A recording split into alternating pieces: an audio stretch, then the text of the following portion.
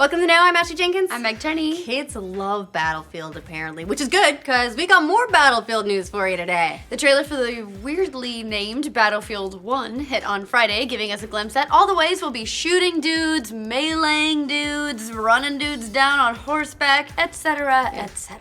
Did the trailer melt the internet, though? That's what some of the guys from DICE promised when they talked all that trash about Call of Duty Infinite Warfare. Yeah. Remember? You're gonna talk shit, you better deliver. Oh, we got a blitzkrieg of new details from the World War I alternate history shooter over the weekend, including DICE's response to concerns over whether or not the game would be broken at launch, plus some possible single-player leaks. It's the internet's favorite word. Broken! Also leak. The trailer may that. not have melted the internet or confused Ashely, but will that be the case for Battlefield 1 servers on the day of launch? After the fiasco that was Battlefield 4's launch, we all know that DICE and EA have a little bit of a reputation for launching games that are, well, not quite working. Yeah, SimCity PTSD is totally real, everyone.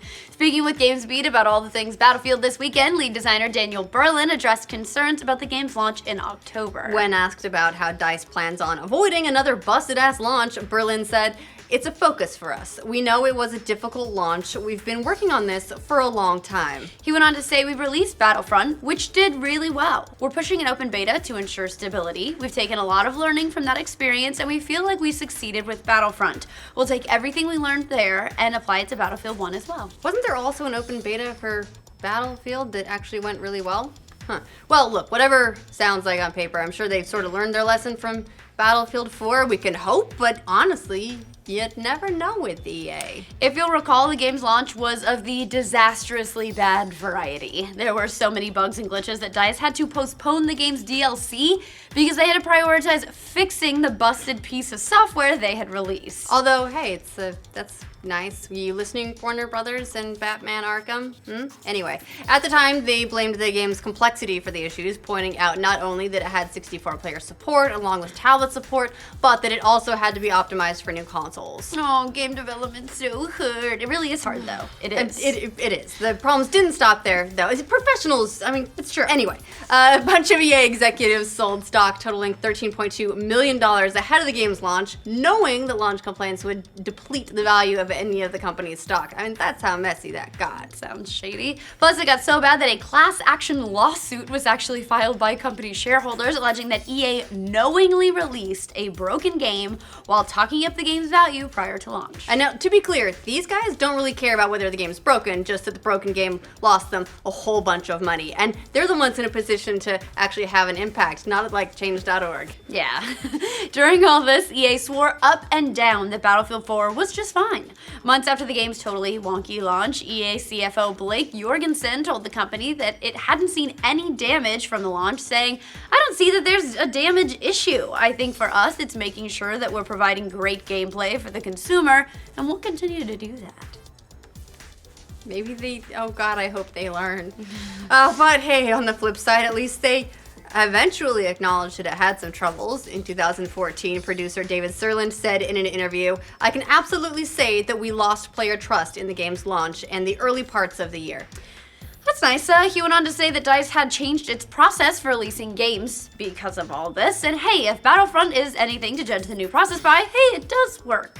The game's launch went by without any major issues. So at the moment, it seems like maybe we can breathe easy when it comes to worries about how Battlefield 1 is going to hold up when we finally start clubbing each other to death via the internet. And melting it, Maybe. Yeah. In terms of other new details about the actual game, we got some of those over the weekend as well. Possibly. Yeah, perhaps. In that same interview with GamesBeat that we referenced earlier, lead designer Berlin also said the game would not be an alternate history take on World War I. What? As previously speculated by gamers. I was looking forward to the alternate history part. I thought that would make it exciting. I'll be able to help you cheat. I will solicit my services as someone who studied World War I. I can take you through, tell you what, don't dig some trenches, guys. It doesn't go well. Mustard gas all stuff. Oh, yeah. He also said that the single player will focus on different stories and different personalities across the world. What I'm hearing is Valiant Hearts Part 2. Ooh. And I'm excited. I liked Valiant Hearts. Yeah. One gamer out there claims to be leaking details about the game's single player, so Of course, we're pretty excited. Namely, they're leaking the names of its missions and its achievements. Of course, these leaks should be handled with the proper amount of salt. Probably a lot of salt. Hey, even salty disbelief is fine, though, considering the source of these leaks.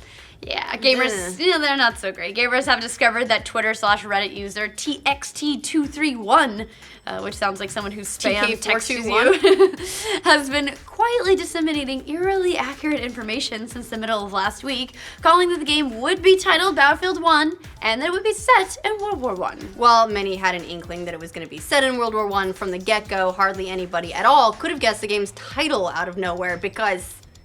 it's just a bad title. How about that? It's weird. I mean, is it releasing exclusively on Xbox One? What are we here? We just like started over completely? It's Battlefield 1 now. And the really weird thing here is that whoever this person is, they got like 200 followers and they're just like putting all that info out there, so. It's going out into like a void. Yeah. However, TXT231 did post a list of what they claim to be the game's achievements and single player campaigns. Yeah, and weirdly enough, if accurate, it means the game only has 6 levels. The titles of these levels, according to the poster, are Friends in High Places, Nothing is Written, Through Mud and Blood, Avanti Savoia, The Runner, and Epilogue. So clever with that last one. They don't really tell us much about the game itself, except that Avanti Savoia is a battle cry that was used by the Italians during World War I. So I guess maybe some Italians in there. Who knows? What? There might be some trenches, guys. I got the exclusive leaks right here. 6 levels would be kind of a strange move, I guess, but not unthinkable for as much noise as DICE has made in the past about improving its single-player campaigns. They know that the huge-scale multiplayer has always been the bread and butter of the series. Plus, the whole 6 levels could also be like episodes, with each episode consisting of multiple missions, one after the other. We don't really know. As for the achievements, they seem to be your typical shooter fare: complete the level, finish challenges related to the game's classes, which are Scout, Medic, Assault, and Support. There's also a collection aspect in the form of codebooks, plus skill events to be completed in multiplayer or single player. Again, here, grains of salt, or your saltiest disbelief, which you can leave in the comments, of course. Sure you will. But, honestly, those achievements wouldn't be that hard to guess in the first place. I'm sure we'd have all of them. That's like a checklist at this point. Yeah. It seems shaky launch or not, it does seem like Battlefield's put itself back on the map. Over the weekend, the trailer amassed more than 20 million views, passing up Call of Duty Infinite Warfare's. Meanwhile, the whole Infinite Warfare trailer just kept on getting disliked. Wait, hold on. This is your update. We promised we'd update you guys. We love on the dislike ratio. It's so good. Yes, here's your update. It entered the top 10 most disliked YouTube videos of all time, even passing Ghostbusters. Wow. Okay, that's an accomplishment. Yeah, so hey, it seems like we can all argue over and over again about whether or not we're Team Battlefield or Team Call of Duty. But the people have spoken, and they're Team Dislike. What do you guys think about the prospects of Battlefield 1's launch? Do you trust that EA learned their lesson? And also, what do you think is going to be in this game? Take your pot shots. Maybe the French? I don't know. The Germans, huh? Makes me feeling salty. For future Battlefield 1 news, of course, remember to like this video, subscribe to the know. You know what won't be in this game? Like the Air Force won't be in this game. But there's a Zeppelin though, so maybe like an army, maybe an army air. So it's not alternate Force. history. No. But I don't seem to recall dudes running around with all spiked clubs and stuff. No. Well, spiked clubs would be pretty sweet to have in any battle, including crinkly paper when we're rolling. Sorry. Walk away in shame. It's alright. Justin's over there like, hey, this is the part where they do at the end.